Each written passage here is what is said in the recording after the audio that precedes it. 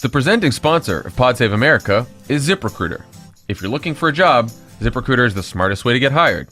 Look, anyone who's applied for a job online knows how frustrating it can be to submit your application and then never hear back. Ugh. You hear crickets. I know. I applied to be communications director of the White House like 6 months ago. Nothing yet? No, not a word. You're next. You just sit and you wait and you wonder, did they get your application? Did they read it? Are you in the running for the job? What is your process, company? I've submitted something into the black hole of corporate governance. John, I'm happy to say that ZipRecruiter put an end to the application black hole. Oh, got ahead of the black hole thing. ZipRecruiter lets you apply for a new job with just one click. Then they notify you when your application was received, reviewed, and rated by the employer. In the movie Event Horizon, through a black hole is literal hell. Literal hell. God, that was a scary movie. The scariest movie, So Tommy. scary. You know what's scary? Sending your job application over the Event Horizon instead of through ZipRecruiter. If you're listening to this show and looking for a new job, do the smart thing. Download the #1 rated ZipRecruiter app on iPhone or Android. If you put your resume in through the Event Horizon, it comes out bloody and having been in some kind of an orgy. Whoa. The movie's gross. Weird. It's a gross movie. Bet Weird ZipRecruiter movie. didn't see that coming. See You're for welcome, ZipRecruiter. See for yourself why it's the smartest way to hire and get hired. ZipRecruiter.com/crooked.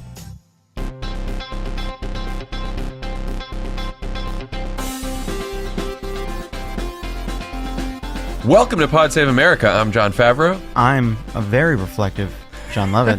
I'm Tommy Vietor, and I too feel very reflective on this President's Day, unlike a very insecure Oprah Winfrey. On the show today, we'll be talking to New York Times writer Zeynep Tufekci about Facebook's role in the Russia indictments and whether mass shootings are contagious. Guys, we're back in the studio. Oh, it feels good. We haven't been here in a while, the three of us. Look at us. Slave drivers making everybody come in on President's Day. Yeah, that was a mistake in hindsight. Not everyone, just the people that Just need the to help us skeleton with this crew. podcast. We got Elijah, we got Michael, we got Rich here, and we have a big announcement. We do. Tommy, do you know what the announcement is? I do. I read the tweets. We are launching a newsletter at crooked.com. The newsletter is called What a Day. What a day. What a day. What a day. And it will deliver everything you need to know about what happened and why it matters to your inbox at the end of every wonderfully awful day here in the age of Trump. Please go to crooked.com and sign up. We're going to test it out for a little while, so it's probably going to be a couple weeks away. March 5th. Well, the people who just got nervous about that date that we announced, the people who were writing the newsletter, Priyanka Arabindi of our Crooked Media, Brian Beutler, editor-in-chief of Crooked.com. Three of us, the whole Crooked team, that's the newsletter crew. Yeah, so we've been thinking about this for a while, and basically we've been talking about what we would want to see at the end of the day on the days when we were insanely busy and not able to totally keep up with the news. That kind of would help you figure out what happened that day. Yeah. You can expect the same kind of tone that you get here on Pod Save America, the same kind of information. Listen, warm up your unsubscribe clicks, okay? Because you're not going to get any other newsletters once you read this bad boy. That's okay? true. This is it. Once in a while, we'll be listing people's birthday here at Crooked Media and random people around Los Angeles, if you find that interesting. Yeah. We'll be inhaling Steve Bannon's breath. West Breathing it back Wing on Mind you. Meld. Okay. All right, guys, so sign up. All right. Sign up for the newsletter. We're not using the other newsletters anymore. That's it. That's the only slogan we need. Other housekeeping. Love it. How did the show go on Friday? We had an awesome Love It or Leave It with Amani, Roxanne Gay, Solomon Giorgio. We ran through the week's news. We ran through the Mueller stuff. We also had a big announcement of a contest that you can all participate in right now. If you go to portraitmode.crooked.com, you can submit your official portrait of Donald Trump for the Smithsonian. We are accepting submissions for 2 weeks. I'm going right now. We are going to select some of our favorites. We have a panel of interns and art historians, and we're going to post our favorites. And what we're going to do is we're going to choose some winners and one winner, and then we're going to print them up on shirts, on hats, on mugs. We're not sure exactly what we're going to print it up, but we're going to sell them, and all the proceeds are going to go to arts programs in public schools. So, you know, If you're wondering, be creative. If you're wondering to what end we use the resources we have here at Crooked Media, this is your answer. This is it. Oh, I'm sorry. I didn't realize that Jon didn't support art in public schools. That's something I learned, Tommy. Weren't you shocked? I was well versed in his hatred of the arts. Actually, I'll give money directly to the arts. Tommy, how was Pod Save the World this week? it was great, Jon. Thank you for asking. I interviewed a very, very smart journalist named Steve Call. He's written some of the best books about the war in Afghanistan. Ghost Wars. Ghost Wars, Director at S is his latest one. It's about the CIA's role, the military's role, all the challenges in the region, why we're still there after 17 years. So we tried to make this conversation a little different than your standard should we send more troops or not discussion about Afghanistan, and really focus on Pakistan, their nuclear weapons program, because that's really the reason why we're there. And if you don't get that, you don't really understand the internal machinations of policymakers in the administration. So give it a listen. It'll make you smarter. He's a great, great journalist. Excellent. All right, let's get to the news, guys. News. On Friday, the Department of Justice charged 13 Russian nationals and 3 companies with conspiracy to defraud the United States through a campaign of information warfare that was designed to defeat Hillary Clinton and elect Donald Trump. Mission accomplished. Happy President's Well Day. done. The entire U.S. intelligence community came to this conclusion a year ago, but this is different. This is the United States government stating that it can prove the existence of the Russian operation in court beyond a reasonable doubt. The operation included identity theft, wire fraud, breaking U.S. election law, buying political advertisements and posting fake messages on social media platforms like Facebook, staging political rallies in the United States, and coordinating political activities with unwitting Trump campaign officials. Isn't that a bit redundant? Yeah, right. We've still yet to find a witting Trump associate. Just to give a few examples of how this operation played out, some of these groups, they posted on Facebook, and look, there's a lot of focus on the Facebook advertisements, but most of the Facebook activity was posts, and they pretended to be different, political groups. Or stole identities of real Americans. They encouraged African Americans not to vote or vote for third parties. There was one Instagram account called Woke Blacks. Sample ad: "We cannot resort to the lesser of two devils, then we'd surely be better off without voting at all. And choose peace and vote for Jill Stein. Trust me, it's not a wasted vote." There was another group called United Muslims of America that said American Muslim voters are refusing to vote for Hillary because she wants to continue the war on Muslims in the Middle East. And so on and on it went with groups like this. Guys, I want to spend plenty of time on Trump's reaction to all this, but what were your first reactions to the substance of the indictment on Friday? What were any holy shit moments? It's fascinating to see something that was probably a counterintelligence investigation or an intelligence-based deep dive into what happened in this election get spelled out in an indictment in these clear terms like that. So I think the fact that we can now point to these specifics at a 36-page indictment, I think really bolsters the case. The thing that has bothered me, not just about the Trump response today, but all along, is all of this was knowable to him, probably through various intelligence means, counterintelligence, the CIA's work, what the FBI was looking into on sort of a regular day or course of action. So the system shouldn't be surprised by these indictments in any way. It's just, I think, for all of us to see it spelled out is striking. It was both not surprising and then also so disconcerting to see it all laid out in such exquisite detail. The reaction I had when I was seeing the charges and seeing the indictments was, indictments don't have feelings. Like, Sean Hannity can make septuagenarian racists think they don't matter. He can make them scared or angry, but you can't make indictments sad or angry. Indictments are reality. You can't trick the indictments into not existing or into not charging the people responsible. Like, this is the world. This is what happened. And we're lucky that we still have institutions strong enough that someone like Robert Mueller isn't going to be intimidated out of putting forward the charges he wants based on the evidence he has.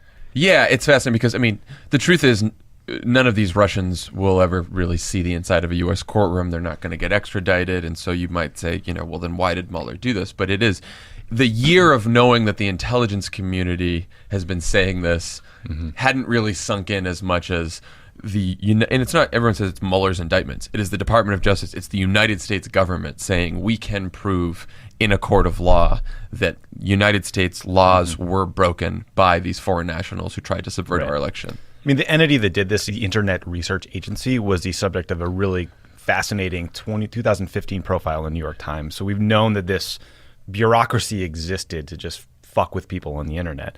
What Mueller did is he established a criminal conspiracy with these Russians, and phase 2 will be if he can tie U.S. persons to it, like Little Donnie Jr. or anyone that Paul Manafort's about to flip on, or Rick Gates or any of these folks. So anyone who thinks that this is over is probably not correct. There seems like there could be a whole other phase here. Yeah, no, and so, I want to talk about the Trump reaction next, but... John, did you hear that crackling on the phone line? It's like someone got patched in and we didn't do that. We weren't sure this would be possible today, but we have one of the Russians charged in the indictment with us today on Pod Save America. Are you there, sir? Hello. It is me, Joe America. Humbled by very powerful justice man. This is not funny anymore. Joe America in big trouble. Joe America needs help. Joe America, can someone, if you hear this, please call Making Murderer. Call Serial. Please call Serial. They made that Adnan look very good, and I need urgent help, please. Please, it's not. Please, why are you laughing? Joe America very scared. He said, "Oh, come, you'll have fun in America. Go to Miami Beach, drive jet ski, live in big fancy house no one pays for anymore, and you'll, brown lawns, but you keep your house." And Are you still in Mar-a-Lago? No, I can't say where I am exactly. It is gray. They brought me this phone. They look very cross with me.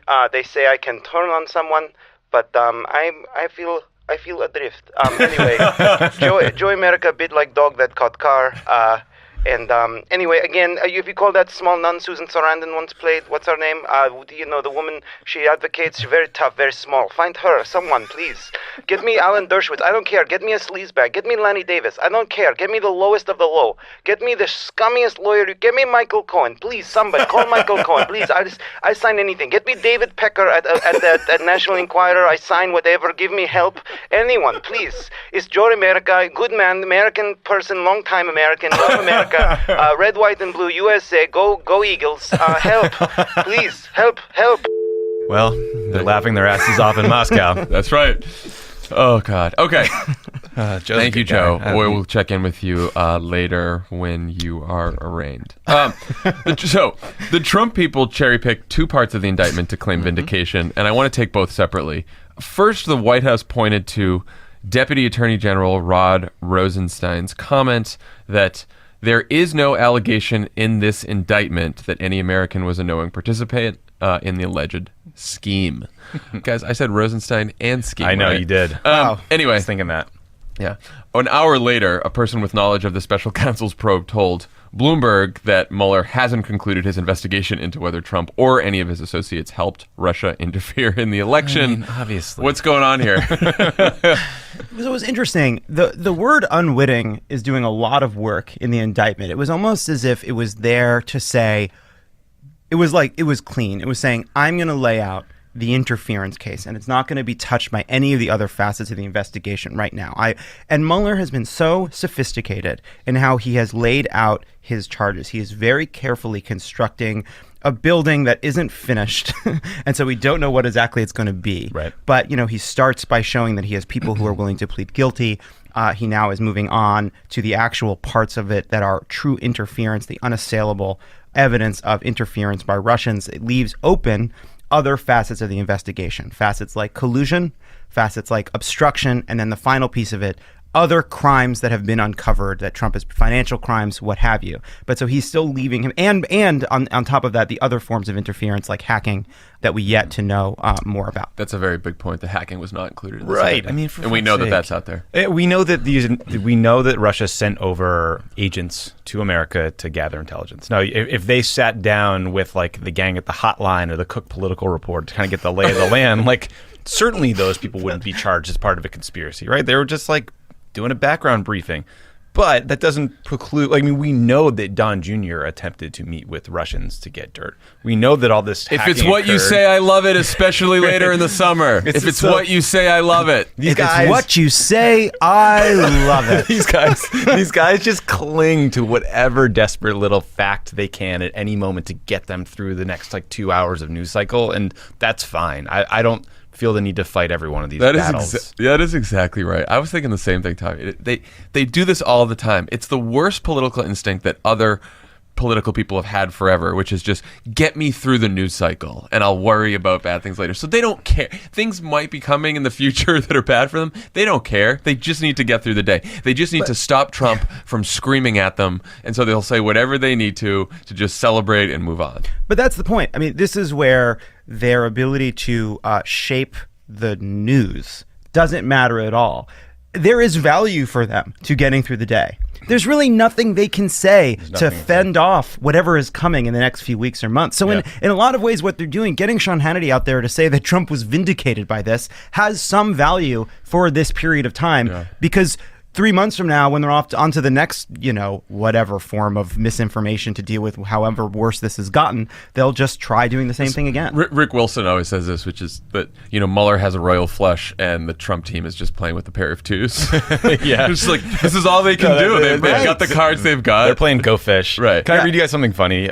They interviewed the Washington Post interviewed one of the trolls and asked him, do you think it worked? And the guy said, the guy's job was to write stupid comments under news articles in Russia about Russia all day. He wasn't transferred to the Facebook wing where they screwed with the Americans because he didn't have good enough English.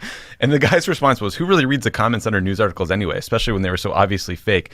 These were mechanical text. It was a colossal labor of monkeys. It was pointless for Russian audience, at least. But for Americans, it appears it did work. So they have built up an immunity to propaganda. We don't have that antibody yet. I want to talk about what this indictment actually said and the type of charge in the indictment, because I find this fairly interesting.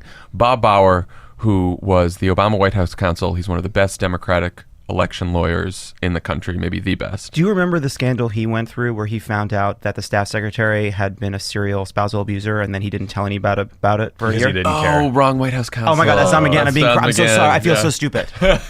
So the charge that Mueller used with the Russians was conspiracy to defraud the United States.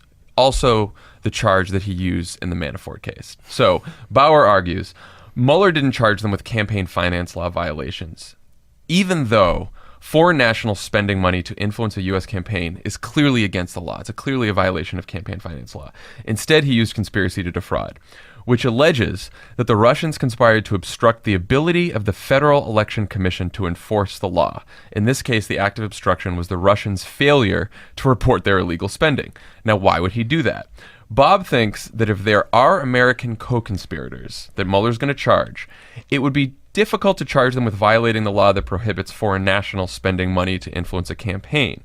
But it would be much easier to charge the American co-conspirators with an act of obstruction, in this case, preventing the government from doing its job. So the idea is that the backbone of and Marcy Wheeler wrote about this as well. Bob Bauer's got to go back to law school. This is garbage. I have no idea what he's talking about. It sounds fascinating. It's also, I think for people listening at home, I don't think you're getting the full treatment because John is in a trench coat and sunglasses, and he has a lot of red yarn in his hand. I am. Look, I went over this in detail this morning with Louis Mensch.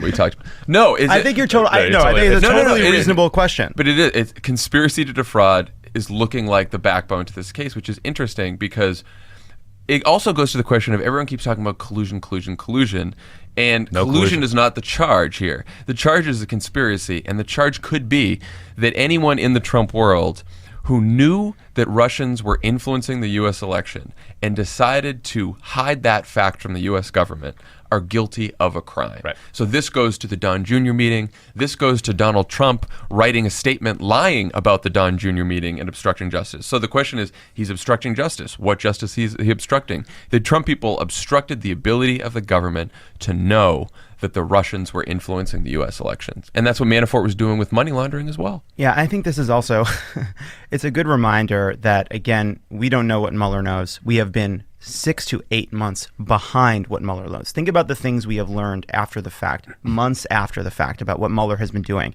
So what he has uncovered about the machinations inside the Trump campaign, we don't yet know.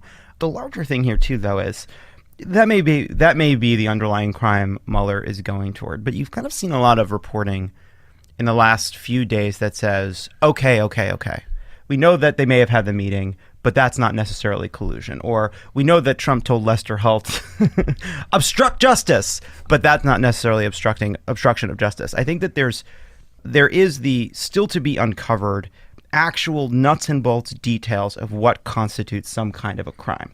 But the reality we're living in is the reason these indictments don't seem shocking to us is because the crime was conducted in public. Yeah. You know, it's still the same that's the hardest issue. part. The scandal is known. We know Donald Trump went on television and said, hack her, go hog wild. Two stories that really drive home, that should drive home for even the most skeptical people about this, that they could have committed a crime, are the Don Jr. meeting and Papadopoulos getting drunk and saying that, oh yeah, by the way, I know that the Russians are sitting on a bunch of hacked emails. Like, this is, and also, like, the most basic theory they teach you in law school that everyone knows is, like, ignorance of the law is no excuse.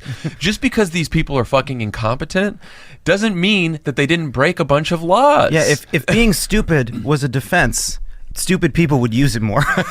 Like, I agree that, like, Trump and Putin probably weren't on the phone coordinating this whole thing. It's a good likelihood that's not the case. That doesn't mean that he didn't break the law. Right. The discussion, I think, that I'm sort of seeing more and more, and I have a disagreement with our colleague Brian Beutler on this, is like, well, it didn't impact the election.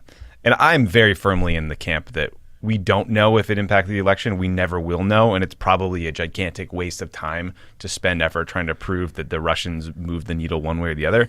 To use a very imperfect analogy, you can't try to rob a bank.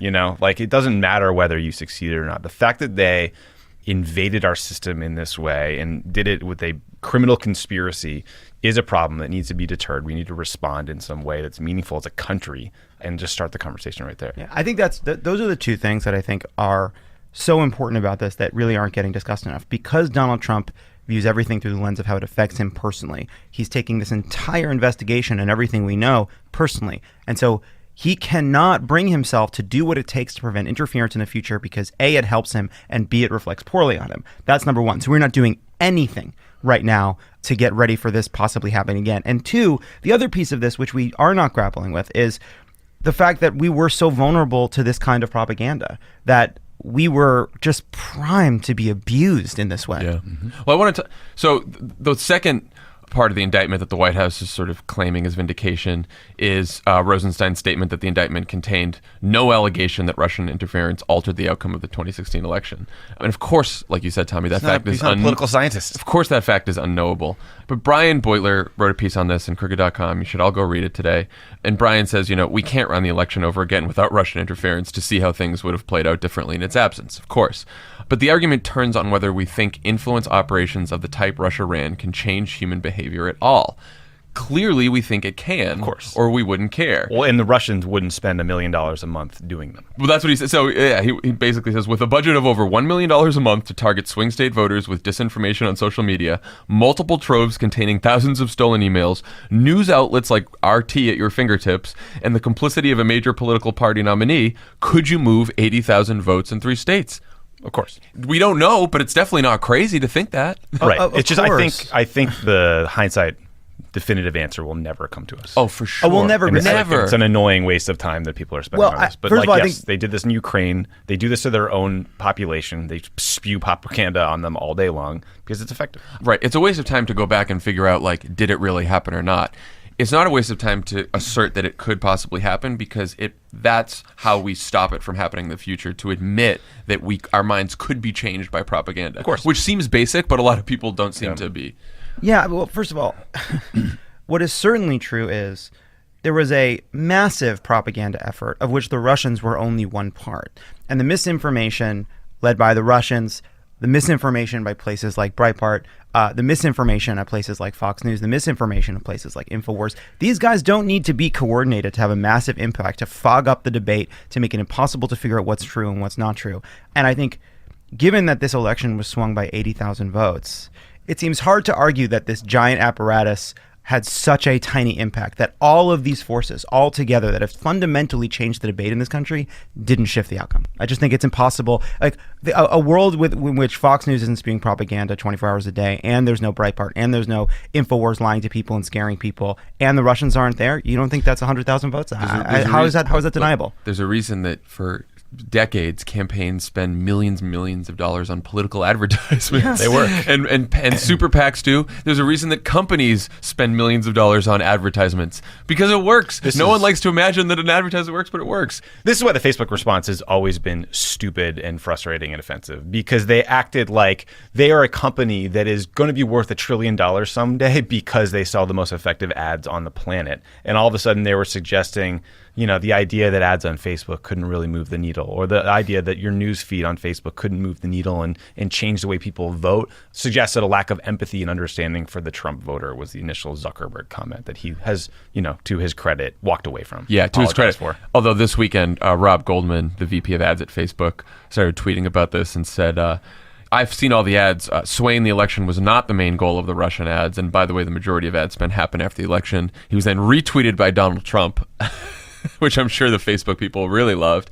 But it's so ridiculous. Like, look, and also it wasn't just the ads. It was the Facebook groups that they were making. It was the posts. It was everything. And the idea that 126 million people saw the Facebook ads. Well, of course it fucking did something. This is something I talk about with Zeynep in the interview, but this is a fundamental problem Facebook doesn't know how to solve, which is that it's unsafe at any speed. If either their ads work or they don't. Either Facebook's effective at driving behavior or it's not. They claim on one hand that it is and the other hand that it's not. The other piece of this, by the way, is let's say you don't think that Facebook ads that have Bernie Sanders with a six-pack saying vote Jill Stein are very effective. Or Hillary Clinton with devil ears. Okay. Do you believe that Jim Comey would have sent that letter if there hadn't been 6 months of propaganda designed to make the email scandal equivalent to Donald Trump's scandal? Do you think that James Comey, bit of performative bipartisanship, would have been as necessary in a world in which the email story wasn't hammered for political purposes for months and months and months? I think the answer is obviously no. I mean, this bozo, 44% of the ads were before the election. Just because the Russians were like, holy shit, that worked, and they pour gasoline on the fire afterwards to continue to foment discord and hatred in our country doesn't change the fact that those ads existed beforehand. And so his whole thing was such ridiculous bullshit. If you really want to see a great repudiation, check out our friend Kara Swisher's Twitter feed. Oh, yes. Because some other guy named Boz, apparently, he's not a linebacker from the 80s, he's some other engineer, responded and started engaging with her. And she said to him, just a pro tip, since you think using Twitter will make you seem more approachable, you all are coming off like the arrogant, out-of-touch tech execs that everyone imagines you are. Quote, parenthetical, not my take since I do know folks at Facebook. So, yes, they all, like everyone, they're just fucking spinning. They're still spinning. Stop spinning. And again, as we said, the indictment doesn't include any of the hacking activities. And, if you didn't think that made a difference, as Chris Hayes has tweeted many times, publish your inbox and see what happens. Yeah, see if it affects your narrative. Publish if you don't think the hacking of the Clinton emails and the Democratic National Committee's emails made a difference, go ahead and publish all the contents of your email inbox. See what that does to you. For you to believe, I mean, imagine Sean Hannity not saying that the election wasn't stolen for Hillary Clinton if the reverse was going on. Right? Imagine a world in which the right-wing media wasn't hammering every single day that this election was illegitimate, because you look at all these pieces of it. The hacking made no difference, and the Facebook posts made no difference. Are you crazy? We spent the email story made no difference. Are you crazy? We spent 6 months with the drip of information outside of the DNC and John Podesta's emails, all of which was accentuated by the same Facebook pages that were designed to make people stay home, make people not vote, make people disengage from the process. And if you look at the result of the election and think it didn't work, you're crazy. Everyone should read Dan Pfeiffer's book because it's very smart on this. But, at one point along the way, Facebook had a bunch of human beings curating news, what was trending, what were hot topics, and they were accused of suppressing conservative news in people's news feeds in the trending news department. They lost their goddamn minds when that happened. Mark Zuckerberg called in a whole bunch of conservatives because the sin of being seen as partisan in their minds was bigger than the sin of having a platform that shoots garbage down your throat in the form of some like Breitbart article or some other piece of shit. Like a lot of these right-wing news sites aren't getting pushed forward because they're not quality news. They're made up. Like the idea that the Lois Lerner IRS scandal story should be fed to people is undercut by the idea that those stories were made up. They were nonsense. Yeah. And again, look, not saying this to excuse any of the weaknesses of Hillary Clinton's campaign. Of course not. Saying this and arguing this because we have to figure out how to stop this when it happens again. Not if it happens again. When it happens again. The Russians will do this again in 2018. They will do it again in 2020. They will So try says for it. Trump's intelligence director. So says community. Trump's exactly. And And the so CIA. we as a country have to figure out, how do we stop this from happening again to other candidates in possibly both parties? And I don't. If you guys, do you guys have ideas? Well, look, I mean, this is the thing. We are not doing either. On the one hand, we are not doing the kind of work that we should be doing right now to not just protect ourselves from Facebook posts, but to insulate our voter registration system, insulate our voting systems. Probably need some backup paper ballots. We need to back up paper ballots. Get rid of the fucking electronic ballots. Too early for that. Get rid of the electronic ballots. What was this idea that we were going to save money? It's so crazy. We don't need to scale up voting. It's the same number of people every year. Check a fucking box and have people count it up. It's worth the money. What were we saving for? It is so crazy. Electronic ballots are so fucking stupid. It's so crazy. We need to get rid of them. Paper ballots. Paper ballots. And also, John, second, we really need to focus on the brittleness. Civility in our discourse. The brittleness and the kind of anger that people bring to the conversation on Facebook. No, but seriously, the second piece of it is the harder part, which is, as a culture, we are atomized and partisan and narcissistic and vulnerable to people telling us exactly what we want to hear, whether it's inspiration or outrage or novelty, something that, again, I talk about in the interview later. But Facebook figured out the kind of the political erogenous zones of human minds, and it has been extremely destructive. Media literacy. You can't just say media Well, hold literacy. on. I mean, Just- yeah. Thank you. I think of two things. One, they should be sanctioning the people who did this. I don't know why Trump has not followed through on those sanctions, but that's a very obvious point. There should be a cost to the Russians who engage in these activities. There should be a massive covert action program going on that's making clear to them that if they pull this shit on us, it's going to happen to them back. And two, there's so much talk about media literacy, but I don't think that voters were smarter 30 years ago. I think you had outlets with guardrails. Yeah. And I think I think people were dismissing him as like, well, you really got to like study that. But there's no way you would know that a Denver Post headline is real and a Denver Tribune headline is fake unless you're like fairly sophisticated. So I think what's happening is the way people get news, it's not the New York Times delivered at your doorstep or CBS at night. It's Facebook or Twitter. And they need to set up some guardrails to help people sort out the garbage from not. And that involves making choices that might be construed as partisan. And they need to have the balls to do it. Oh, I completely agree with that. I mean, the onus is on, if you're going to be a media company, the onus is on you. And by the way, Facebook doesn't like to think of themselves as such, but they are a fucking media company, and so is Twitter, and so is all these platforms. Maybe they didn't start off that way, but they have become that. So they have to have the same kind of guardrails and editorial judgment that media companies do, and that's where the onus is. But that's dangerous too, though. But that's dangerous too. Okay, because so then what? So then what is I it? don't So know, no media literacy and no let's guardrails talk about either. it, right? I mean, this is the thing. If Facebook isn't just a media company, they are sucking up. Facebook and Google together are sucking up a huge percentage of advertising dollars. They are far bigger than a traditional media company. And for Facebook to be adjudicating our political debate is also really dangerous and really risky. I don't have the answer, but when we say that Facebook needs to show editorial judgment, we should just be nervous about the amount of power that puts in the hands of Mark Zuckerberg to, I'm not to saying be that part they of that should say debate. this article is right and that article is wrong. But there are, I think, objective ways to decide if an outlet is quality or not. I think you worried about- Breitbart had like a black crime section. You know, like their well-known propaganda arm. They said that their stated goal by their White House correspondent is to destroy traditional media outlets. I mean, I think that. Yeah.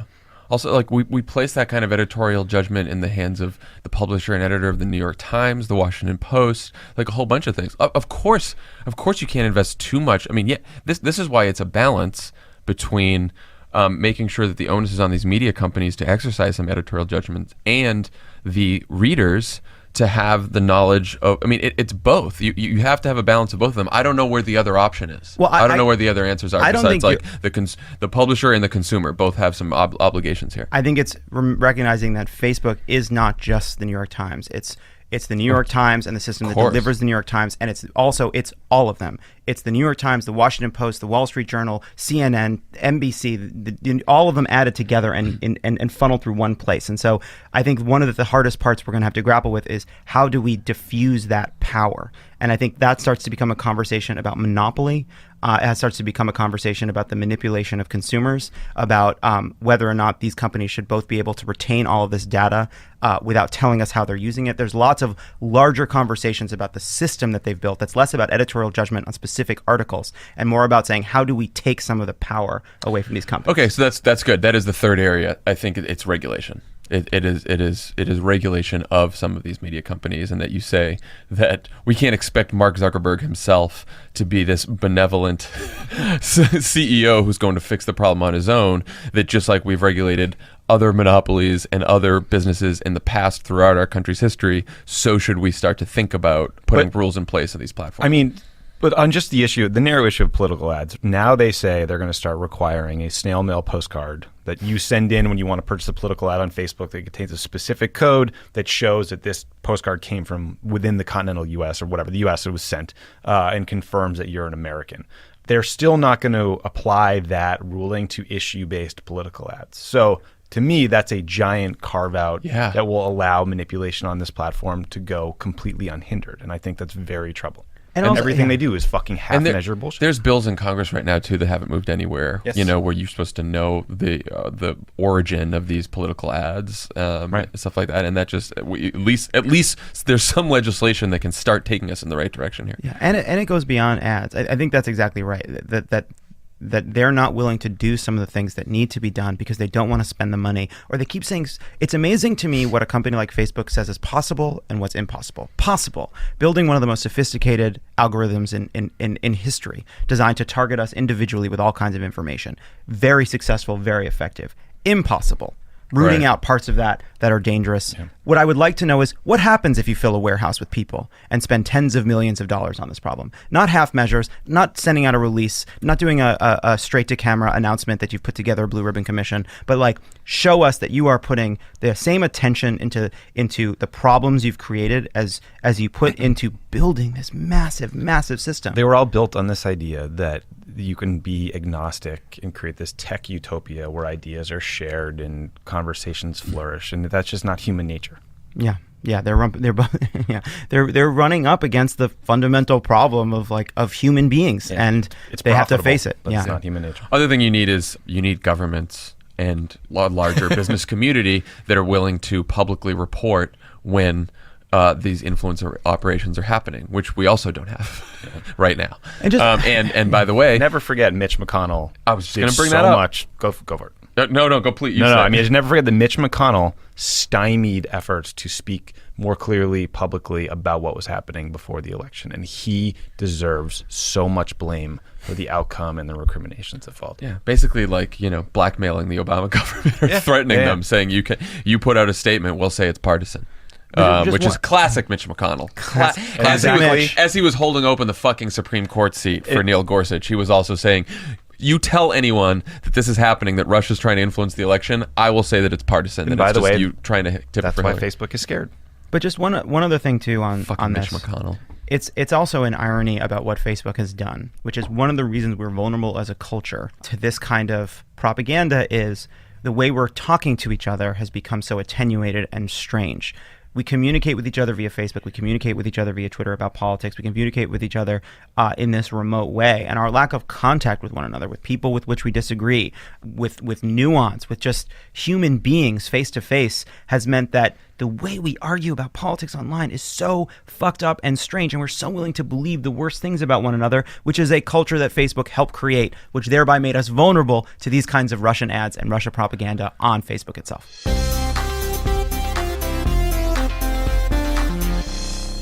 Pod Save America is brought to you by Squarespace. Make it. Things you can do with Squarespace's beautiful websites. Make it. Turn your cool idea into a new website. Showcase your work.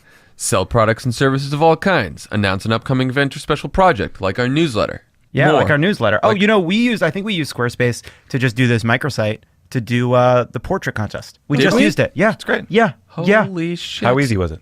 I don't know. Ask Carrie. You think I don't know how to make a website. That was Carrie's job. I'm more of a big picture person. Lovett just snaps his finger at a meeting and say, "We'll need a microsite by tomorrow." And then poor Carrie that's the shit. Where's the microsite I've been requesting? Bring me the microsite, for I'm hungry. Anyway, think it, dream it, make it with Squarespace. Rolls off your tongue. Squarespace does this by giving you beautiful templates created by world-class designers, templates that are optimized for mobile right out of the box, powerful e-commerce functionality that lets you sell anything online, and built-in search optimization. Make it yourself. Easily create a website by yourself. Make it stand out. Stand out with the beautiful website. God damn it. Go to squarespace.com for a free trial, and when you're ready to launch, use the offer code CROOKED to save 10% off your first purchase of a website or domain. Squarespace.com, promo code Think it, dream it, make it, god damn it. CROOKED. Pod Save America is brought to you by Harry's. Personal endorsement. Take some time to talk about your experience with Harry's. Must mention. Must mention, Tommy. Must. Go. Tell us about your Harry's. Mention. You're looking cleanly shaved today. Look at you, like a baby's bottom. Talk about it. One time, I was with President Trump in China, and a bunch of Chinese security agents took the guy with the nuclear football and pushed him far, far away from me. So I ran and I sprinted and I tackled him and I got the nuclear football and I brought it back to President Trump, and he said to me, "Man, that's a close shave." But he meant it in the face way. Oh, I thought he meant the fact that the Chinese had taken the nuclear football. No. He meant it both ways. Yeah. That was fantastic. Harry's is all about a great shave at a fair price, which is why over 3 million guys have switched to Harry's. Jeff and Andy, two ordinary bozos who were fed up with getting charged. They're like the Winklevi, those guys. Jeff and They Andy. were fed up with getting angry. charged an arm and a leg for razor blades. So they started Harry's to fix shaving. Harry's stripped out the unnecessary features, the vibrating handle, the heating blades, the 15 lubricating strips, etc., and the unnecessary cost to deliver customers one perfect razor at an amazing price. A good shave comes down to good blades. Because Harry's owns the factory, they're able to deliver amazing quality blades for just $2 a blade compared to the $4 or more you'll pay at the drugstore. Harry's is so confident you're going to love their blades, they'll give you their trial shave set for free when you sign up at harrys.com/crooked. Just pay for shipping. Claim your free trial offer from Harry's today. That's a $13 value for free when you sign up. Just cover shipping. Your free trial set includes a weighted ergonomic razor handle, 5 precision engineered blades with a lubricating strip and trimmer blade, rich lathering shave gel, and a travel blade cover. To get your free trial set, go to harrys.com/crooked right now. That's harrys.com/crooked. Don't sleep on that cover. You need it when you're traveling. So, let's get to Donald Trump. So Trump originally thought that this indictment exonerated him, because of course he did. But then he decided to spend all weekend holed up at Mar-a-Lago watching television, since his aides convinced him not to golf 40 miles away from the scene of a high school massacre. And the television made him very angry, as it often does. He tweeted 10 times in a 12-hour period. Some of the craziest. General McMaster forgot to say that the results of the 2016 election were not impacted or changed by the Russians, and that the only collusion was between Russia and Crooked H, the DNC and the Dems. Didn't know they were different organizations. Remember the dirty dossier uranium speeches, emails, and the Podesta Company. Just words. He also said, now that little Adam Schiff, the leaking monster of no control, is starting to blame President Obama for Russian meddling in the election, he's probably doing so as yet another excuse that the Democrats, led by their fearless leader, Crooked H, lost the 2016 election. But wasn't I a great candidate? Well, no, you weren't. Adam Schiff, a quick interjection, should make a leaking monster of no control t-shirt, and I will buy it and wear it every single day. Or maybe we can do it. More tweets. The very worst. I'll just do the very worst tweet, because which will get us off on another conversation. Very sad that the FBI missed all of the many signals sent out by the Florida school shooter. This is not acceptable. They are spending too much time trying to prove Russian collusion with the Trump campaign. There is no collusion. Get back to the basics and make us all proud. What the fuck is wrong with him? Can you just set the scene? Like, imagine him staring out the window, wishing he could golf, complaining to Geraldo and Eric and Don Jr. about how he's being mistreated, and just fucking raging. I mean, but the last tweet you read, the notion, first of all, like, there's 35,000 employees at the FBI. They have different divisions that work on things like the shooting in Florida or counterintelligence investigations. The idea that one was distracting them from the other is so dumb and so offensive and so fucking nakedly political that it took my breath away when I read that. The idea that the person running the Mueller investigation is also manning the national tip line at FBI headquarters is fucking insane, and everyone knows that. Except everyone on Fox News who started this conspiracy theory 24 hours before the president decided to tweet about it, which is what happens. It's just like this guy, he's just such a sad, angry person. He's like Raging. sitting at Mar-a-Lago. His wife's mad at him because there's reports that he was having affairs with Playboy Literally models, porn stars, all this kind of stuff. So she's mad at him. He's sitting there. He's pissed off that he can't golf because there was a school shooting. And so he's just watching TV, getting angry because he thought this fucking indictment exonerated him. Yeah, I would say, first of all, we're in desperate need of the cat in the hat. When he is stuck inside on a rainy day or he's not allowed to golf, we need to send in a mischievous cat with a hat to distract him. That would be... the country needs the cat in the hat. If you're out there, your country needs you. So that's number one. Endorse. Number two, the absurdity of it, of him deciding to use this as an opportunity to hit the FBI, it broke my brain a little bit, because normally I'd be sort of angry, and I saw you guys were tweeting angrily, and I was angry, and then all of a sudden I was like, I'm not mad anymore. This is him. He has no scruples. He has no morals. He doesn't care. You went to the second order anger of being angry at Paul Ryan. I went to Paul Ryan. I said, let me put this fury at someplace useful, which is Donald Trump tweets this because it thinks it helps him. He thinks it helps him because he only watches Fox News, but also because Paul Ryan and Mitch McConnell and the Republicans of Congress have created a culture in which Donald Trump pays no price for this kind of stuff. If Barack Obama ever said anything half as bad as this, there would be hearings, there'd be consequences, we'd talk about it. As it is, we know that Paul Ryan, who joked about it at the Al Smith dinner saying, what tweet can I pretend to not have seen today? And then one other just small point. Donald Trump should not be picking more fights with the FBI. He does not need to remind them that he is not on their side and that they're not on his. And as far as I'm concerned, that is valuable. It is quite nice that Donald Trump doesn't, that if there's anybody inside the FBI that forgot that Donald Trump is anti-American and hates all of our institutions and is out for no one but himself and is a criminal, that tweet just, was a vaccine, was a booster shot. Yes, it was. But it's a good point, Lovett. You want to keep Donald Trump busy and not see tweets like that again? Give him a Democratic Congress. Yeah. That'll keep him busy. Yeah. You know who's going to keep him busier than Devin Nunes? Adam Schiff. Yeah, you know who's going to keep him busier than Paul Ryan? Nancy Pelosi. Yeah. You know who's going to be who's not going to blackmail an administration into not talking about Russian hacking? Chuck Schumer, when he's the majority leader. Give him a fucking Democratic Congress. Then you won't see those tweets. It's just so amazing. Like, there was a horrific school shooting. So his team was like, "Sir, the optics of golf would look pretty bad. You should probably stay inside."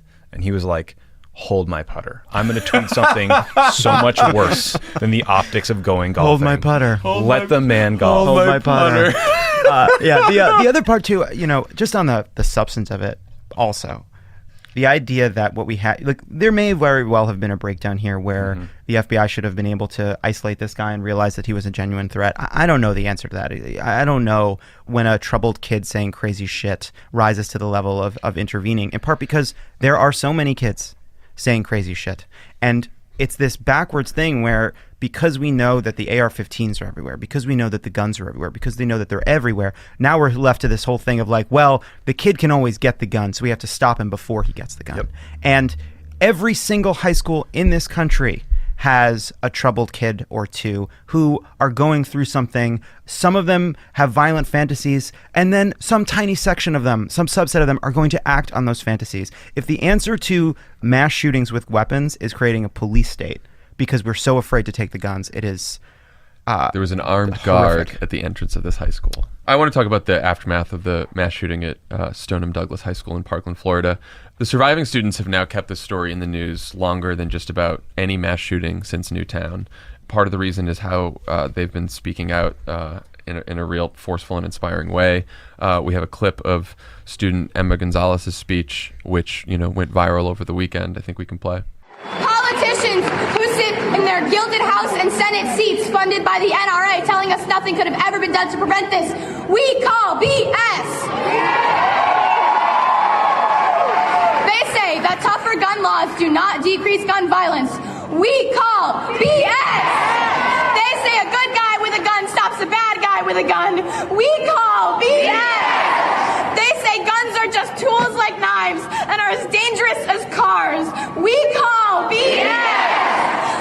that no laws could have been able to prevent the hundreds of senseless tragedies that have occurred.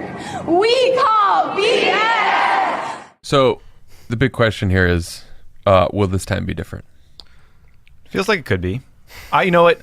Yes, it's going to be different because I'm so sick of the cynical response on these questions being the one everyone defaults to because it's hard.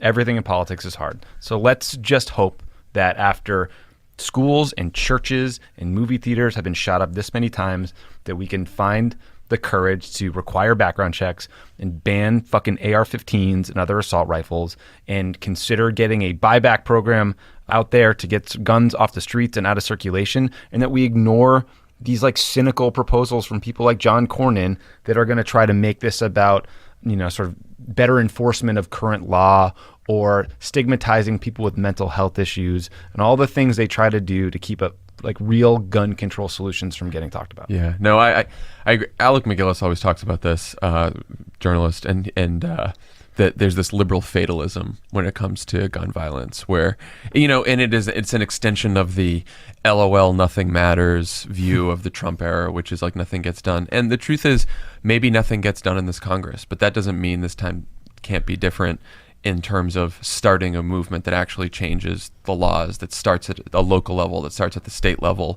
that elects a new Congress, that ultimately elects a new president. I mean, we gotta start the movement now, and we got to grow the movement now, and we've got to keep pushing and pushing and pushing. Mm-hmm. And when legislation dies in Congress, you elect a new Congress, and then you keep going. This is a long road on this, but we start now.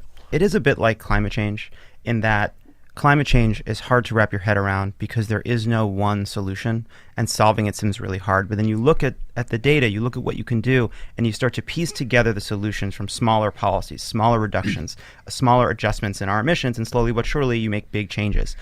It's going to take a really long time for America to have a less violent gun culture than it has right now. It is going to take decades to slowly, inexorably get those murder rates and suicide rates and mass shooting rates down.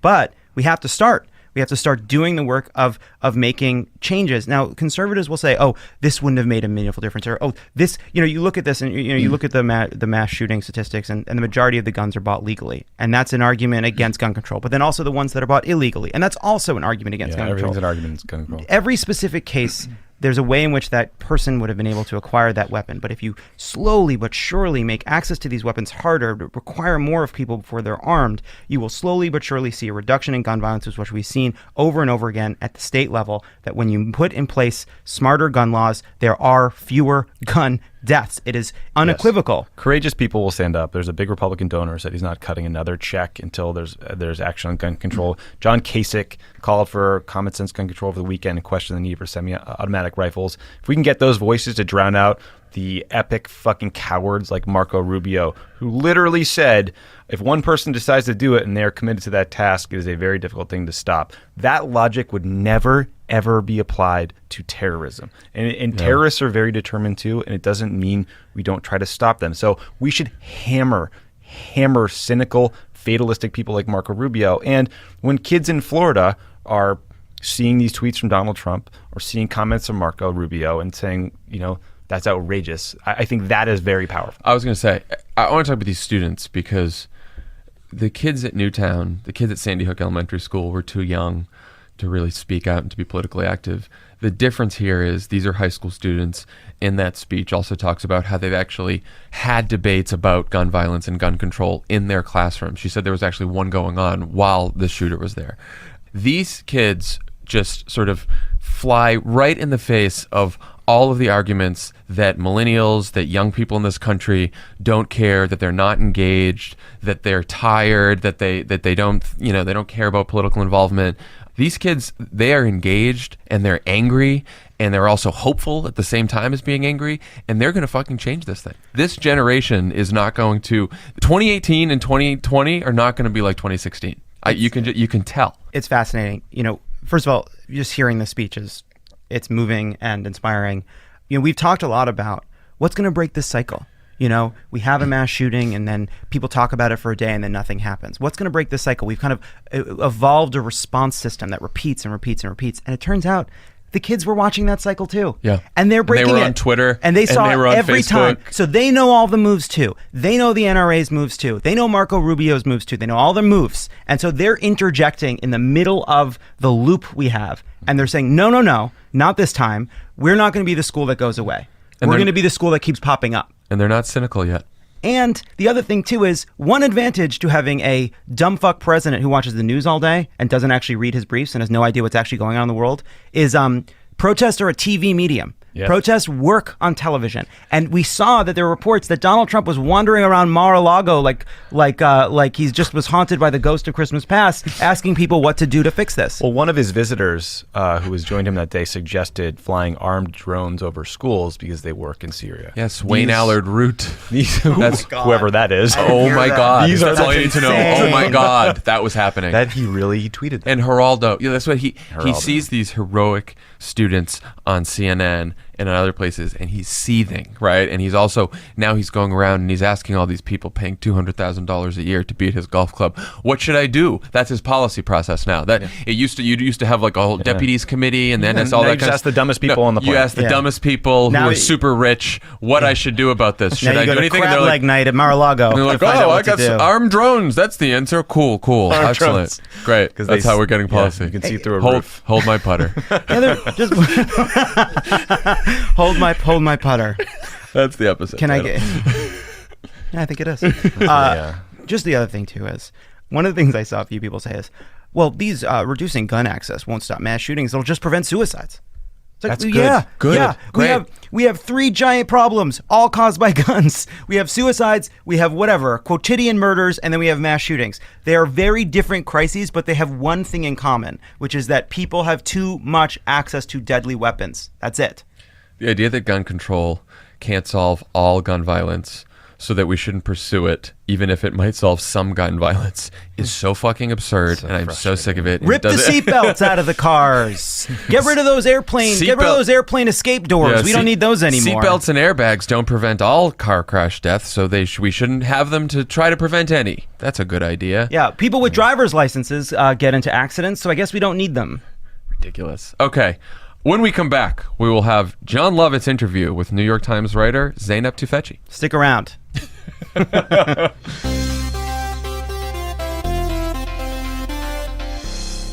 Pod Save America is brought to you by Blue Apron. Blue Apron is a better way to cook. February's featured menu items are strip steak and potatoes with spicy maple collard greens, Spicy chicken and stir-fried vegetables with jasmine rice. Soy glazed Korean rice cakes with broccoli and soft boiled egg. and creamy fusilli bucati pasta with fried rosemary and walnuts. You know, guys. Thank you, Tommy. We got a bunch of Blue Apron at our house yesterday, and Hannah and I were talking this morning that we got to get back off the on the wagon.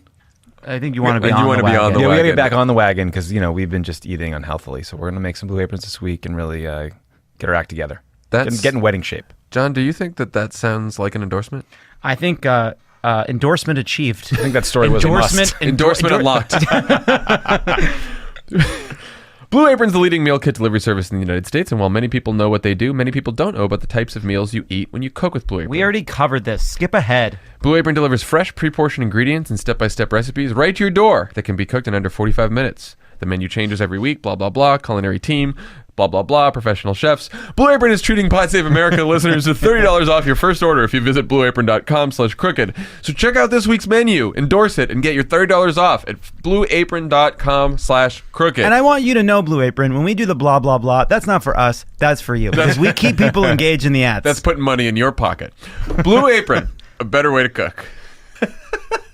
Pod Save America is brought to you by the Cash App. Cash App. We're not using the other apps anymore. We're not using the other apps anymore. We're not using the other newsletters anymore. We're not using other newsletters, not using other apps. We're not using other razors. We're using the ones that we talk about. Cash App. And did you guys know that the Cash App folks, because they are up on the news minute to minute and they care about what's going on in the world, they're going to start donating the money to Moms Demand Action in the wake of the horrific shooting in Florida. They're going to fight to get some common sense gun control. So that's $5 for you, $5 to Moms Demand Action. Use the code PODSAVE, PODSAVE. We're switching. And I see you tweeting at us saying, look, I got my friend to switch. Great. It's the least you could do for us. We're switching to the Cash App. We're not using the other apps anymore. Joining us on the pod today, she's an associate professor at the University of North Carolina at Chapel Hill and a contributing writer for the New York Times, where she covers the internet, technology, politics, and society. Seriously, one of the most prescient and intelligent writers on these topics. Very excited to have Zeynep Tufekci. Zeynep, welcome. Thank you for inviting me. Thanks for being here. So, you've been warning people for a long time about the degree to which social media could be manipulated to influence and disrupt our politics. I don't know if you've been following the news, but seems some others have caught on to this idea. Facebook was at the center of the charges the Justice Department announced last week against 13 Russians who've been accused of subverting our elections. What was your reaction to seeing these charges? Well, on the one hand, what had been happening was visible before the election, too. So to anybody who'd been following this, it's not terribly surprising. The interesting thing and the important thing for me isn't just that there was Russian source meddling, which I think at this point is pretty clear that there was some efforts, but that there was an information ecology and there is a political polarization that made it so easy for this to work to some degree. And this has been my contention, even if not another ruble is spent on the elections in 2018 or 2020, a good deal of the problems that we're struggling with will still be here because we currently have a media ecology that makes it not just easy, but very rewarding to spread misinformation and to create polarization. And that's the problem we have to deal with. The Russians were using Facebook exactly as it was designed, as a platform for influence without checks and balances that we struggled for a long time to imperfectly get in traditional media. Even there, it wasn't perfect, but there was at least some institutional efforts to do that. And we're in this whole new world, and if they were misusing the platforms, that was one thing, but it's more like they're using it in the way they were designed, and that's what worries me going forward more than what 13 or 300 Russians may have done. Right. One thing you've said before is that we're susceptible to glimmers of novelty, messages of affirmation and belonging, and messages of outrage toward perceived enemies, which I would call Facebook. I mean, it feels a little bit like sometimes Facebook is unsafe at any speed, that they're sort of at a fundamental problem, which is Facebook is doing what Facebook is supposed to do. So how can they fix it when it's inherent, when it's sort of the organizing principle of what Facebook is to try to garner people's attention in this way? So what we have is this new tool that optimizes for keeping you on the tool, right? Facebook makes its money by surveilling people and then advertising to them and sending messages to them. A key way in which it keeps people on the site appears to be rewarding, as you just read, affirmations where we feel like belonging, or outrage where we have an us versus them polarization, or novelty, which is something people seek. So this is like fat, sugar, and salt to the human appetite, is this kind of information is to our social existence. The other thing that Facebook does is makes it really easy for advertisers to find the kind of people you want to find using both the enormous amount of data it collects on you and then using artificial intelligence to find people like you. For example, if you wanted to target, now I don't know how exactly the Russians did their ad campaign, but from what I can tell, the ad campaigns were just tip of the iceberg of what they were trying to do. The ads allowed them to reach some people. Then they got those people to like their pages, and that gave them what the marketer people call organic reach, which is people who are susceptible to it. And now a question I have is whether they use the tool pretty much everybody who uses Facebook to advertise uses, is something called lookalike audiences. So let's say you found people who are susceptible to the infamous Denver Guardian post. Denver Guardian's a fake newspaper. It doesn't exist. Wait, what? Oh, my goodness. Sorry, I am so sorry to break it to you. So the newspaper that doesn't exist had this news that obviously isn't true, that implied that Hillary Clinton had tried to murder an FBI agent. And in fact, the guy who wrote it is a liberal from Hollywood. He just was trying to make some money. He just typed up some stuff and it went viral. Millions of people saw it. So the thing is, it's not just that millions of people see it, right? And then they go, let's say, click on a site. And then you have them in your reach, you can go to Facebook and say, find me more people like that. And that's called a lookalike audience. And more people like that isn't people the same age or the same, politics exactly according to the traditional advertising characteristics. It's just the artificial intelligence engine, and it just goes and looks through a bunch of stuff and uses tons of parameters and just pulls people like it. So it doesn't necessarily go find people who are self-declared as this or that political party. It's just much better than that. It's much more precise in finding an audience like that. And then you can go advertise exactly to them. It's all gone underground. I see Facebook ads, and one thing that's amazing is often how much they're able to know exactly what I'm about to want to buy. The number of times they've caught me right before I bought a backpack or gym shorts or something is pretty impressive, right? In some ways, they're a victim of their own success. I mean, you don't have a problem with, Facebook having the ability to kind of use their information to share with us things that we want isn't inherently bad. It's that it can be abused. And in this case, it was terribly abused, right? Or do you have a fundamental problem with their business model of using the information they give us to show us things we want to see? So I don't think there's a way in which this business model doesn't cause problems, to be honest. And the thing is, of course, they're doing what advertisers have always wanted to do, right? They have enormous data on people, and they can target them one by one, and they can target them without their targeting being public. But if you are collecting this much data on people and using artificial intelligence and all these sort of advanced tools to precisely target them, and externalize all the problems, which is what Facebook does right now, because according to U.S. law, they're treated like a phone company or the post service. They're not responsible for whatever gets said on their site, really, by law. There's a way in which I don't see how this business model doesn't lead to an information crisis like this. Ultimately, we're talking about a shift to an economy of ideas around attention. And haven't we learned something That's fundamental right. about people and what people want to put their attention toward, right? I don't care if it's Facebook or Twitter or some other new social media. We have learned that people want things that confirm their biases, that confirm their outrages, that excite them in some way, whether or not it's true. And you can't put that on Facebook. That's on us, right? That is both on us and on Facebook. So there's a demand side, and there are human vulnerabilities at scale. But on the other hand, we can't deal with this by making it very easy to make money from it. What's the one change you think that we could make right now that would make a difference? What's one thing that Facebook could do or the government could do to crack down on Facebook that you think if we could just get this one thing done, it would at least help?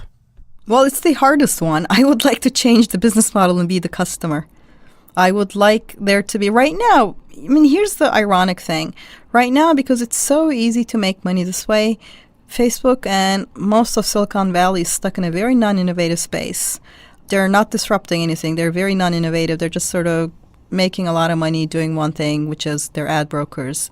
There are all these other ways in which our social media could work. There's all these new technologies that they could harness to do things better. None of it is happening, really, as far as I can tell, because this is very profitable this way. So if you change the business model so that the people are the customer, and then there's some accountability to how you serve those people, and there's some public interest in what they do, then there's this big space of innovation that could open up rather than this dull, narrow space that most of Silicon Valley is stuck in. So that's what I would want. If I had a magic wand, I would be, let me be the customer. Stop selling me, rather serve me and, the public sphere, the public's needs with all of this, and they would still be fabulously wealthy. I think it would be much more exciting. There's so much to do that's not being done. There's an ex-Facebook engineer who said the greatest minds of my generation are trying to make people click on ads, paraphrasing Hal. But it's really true. We've got lots of smart people who are trying to profile us, surveil us, and sell us some ads and keep us stay on a site. This is a pity, and I think we should just get off this path. Look, I think the good news is that's only half the smartest minds. The other half of the smartest minds are designing new and more complicated financial instruments to cause a financial crisis we can't foresee. Well, actually, there's a lot of analogy to that. It used to be that like all the smart physicists and math people, the quants, they would go work for Wall Street, and they created these instruments that they couldn't understand and couldn't foresee the results of. And that's how we got the 2008 major crisis, is the sort of interactions that these smart people who are very smart in one domain and made a lot of money but couldn't foresee what their little smart domain thing would lead to. We now have a similar situation in which we have people who are quite competent in a very narrow domain, and they're just messing with everything, and they're in over their heads. And the world paid the price for the 2008 financial crisis created by these, math and physics PhDs who went to work for Wall Street and the Wall Street companies that just use these tools they develop. And we now have a similar situation. We have a lot of smart people developing these tools they don't understand, and companies who are in over their heads, and the price is externalized to society that we all live in. And that really seems like a pity. This is a very young technology. There's so many upsides to it. There's so many more positive ways to go about this.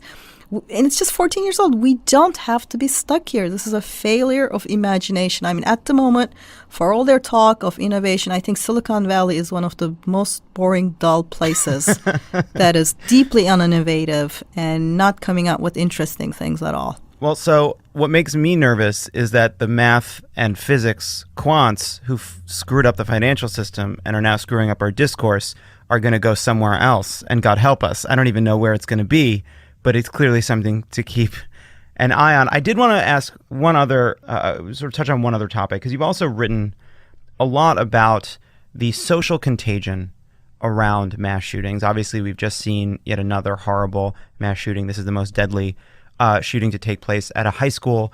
I don't think people fully understand what people mean when they say contagion. What is happening when there is a mass shooting? And in your mind, why do you think that leads to future mass shootings? So let me explain by talking about something else that we know has mass contagion effects, which is suicides.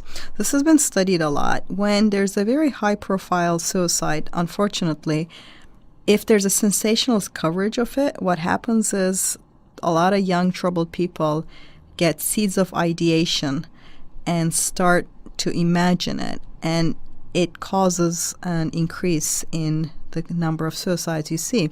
In fact, if recently there was that really sad case, Robin Williams committed suicide, and it created a huge amount of media coverage that did not follow the guidelines that the Centers for Disease Control has for suicide media coverage, which is very specific. It's not censorship. It's a way to do it that does not generate copycats or tries to dampen the copycat effect.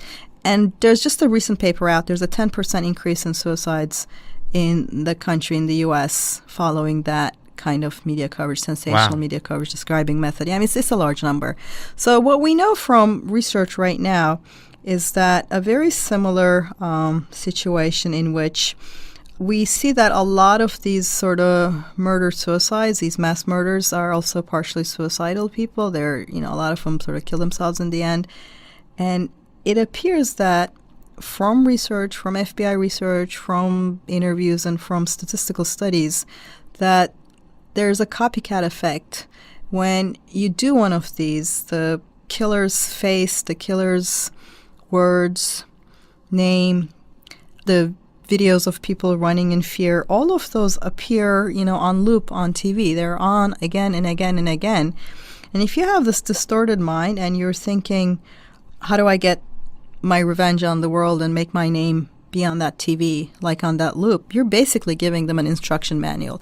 Sensationalist coverage is pretty clear at this point by research, is helping fuel and inspire the next one. Now, when I say this, people say, what about guns? Yes, of course. I mean, obviously, this doesn't say that this easy access to this powerful guns isn't part of the problem. It is a big part of the problem, but this is also part of the problem. We can cover these things without this level of sensationalism, but we don't, because, once again, the same problem, ratings, because it's like a car wreck you're watching and there's, news to cover and CNN puts it on loop and New York Times puts it on the front page. but the next distorted killer is watching this. And by the way, it's the same. It's a reminder of the problems that existed before we got to Facebook, right? This is the old way of garnering attention. That's right. That's right. I mean, we made progress on the suicide front in covering suicide in a more respectful way because people understood it. But at the same time, suicide doesn't get a newsroom all riled up. It doesn't get the national attention all focused on one story. This seems like a harder place to try to intervene to convince the media not to cover it. And so far, we failed completely. I know the name of the person who did the killing in Parkland. I've seen his face 30 times. It's not just sort of the name. It's the nonstop repetition that causes the problem. You know, the problem isn't like just once you have the name out, but it's just this nonstop repetition and playing on loop. And if you want to get your manifesto on national TV read again and again, if you commit mass murder with large numbers, that seems to be a surefire way to do it. And that plus easy access to guns is a very combustible combination, and that's the unfortunate part that I've been, the research is pretty clear. The way we sort of stare and sensationalize mass murder and the way we report it is helping inspire the next one who unfortunately has access to guns, and the problems are combining. So the thing is that we're not going to stop covering mass shootings. And you're not arguing that, obviously. That's not what I'm arguing. We just need to change how we do it. Yeah. But you're a producer at CNN. Your job is to cover this. You're hearing from your bosses that this is the story everybody's going to put on a loop. Is there a compromise where we could get them to understand the importance of not covering it in a certain way while still doing? Look, I'm just acceding to the reality that they are going to cover a mass shooting for hours on end. And I don't know how you convince them to not do that. Is there a way that they can do that Of course. I mean, they already do it for suicides. We already do it for suicides. Occasionally it gets violated. Don't put the killer's face on loop. Don't put their manifesto on loop. Focus on the victims. Focus on the problems. Focus on the tragedy. Do not, this is a snuff film directed by that person. So don't put that snuff film on loop. Yeah. This is not hard. Like, they're showing it again and again and again. Doesn't add to the news value. I'm not saying don't ever mention the name either. Just mention it, but don't put it on loop. Don't put that person's face on loop. Don't put the scared people running. It's a snuff film. That it's directed, produced, actual snuff film so that it'll play on loop. And it seems pretty straightforward to me that we don't have to play that game in the killer's terms. We can report this respectfully, focusing on the victims, focusing on important things of news value without just filling the time with whatever we happen to get, even if it's a snuff film. So these are pretty grim topics and show, I think, the dark side of the way in which we communicate, the access we have to one another now. At the same time, Facebook, Twitter, Google, they have taken down an old guard. They have taken down the gatekeepers that have allowed all of us to participate and kind of know each other better than we thought and better than we wanted to. Do you feel positive about the world we've built, about the way in which we are now connected to one another? Do you think that this experiment has overall been a success? Actually, I know my topics are really grim, but the reason I focus on all this grim stuff is that I think this is fixable. I mean, I'm quite hopeful. I know, like, you're going to say you said all these grim things, but I think we're really early in these technologies, and we have a failure of imagination that has gripped us. And we're kind of like, when I talk about the coverage, people say, oh, it'll never change. And I'm like, yes, it can. We did it. We did this for suicide. We used to have a lot of suicide contagion, and then people got together and said, this isn't really a good idea. There was waves of teenagers committing suicide, emulating the previous ones. And the Centers for Disease Control came up with perfectly sensible guidelines. And the guidelines are largely respected by mass media at the moment. And it works. It put a dampen on this copycat. It's the same thing with Facebook. It can be a fabulously wealthy company and do things a different way. We can have, these technologies are wonderful in so many ways. And the old guard isn't coming back. And it wasn't that great either. There's all sorts of great things we can do. The reason I focus on the grim stuff is that when you get cars as a technology, your first thing shouldn't be, wow, how fast this goes compared to a horse, which is true. It does go really fast compared to a horse. We should be thinking, wait, how do we make this safer? How do we make this not ruin our climate? How do we design our cities so that we're not stuck in these things all the time, right? You need to focus on sort of the grim side and the negative side so that we can fix it. And if I thought we couldn't fix it, and if I didn't have hope, I wouldn't bother talking about all of this. I would just use the positive things and kind of ignore the other stuff. But I have a lot of hope. We just have to have our imagination, our innovation, our technology, our policy, and everything else kind of get up and catch up. And we don't have to let it happen this way. Well, that's a good place to end it. Zeynep Tufekci, thank you so much for being on the pod today. Really appreciate it. Thank you. Thanks for joining. Thanks again to the New York Times' Zeynep Tufekci for that great interview. And I guess we'll see you all on Thursday. And sign up for the newsletter, crooked.com. What a day. Newsletter. What a day. What a day. Sign up for the newsletter. We're not using the newsletters anymore. Bye, guys.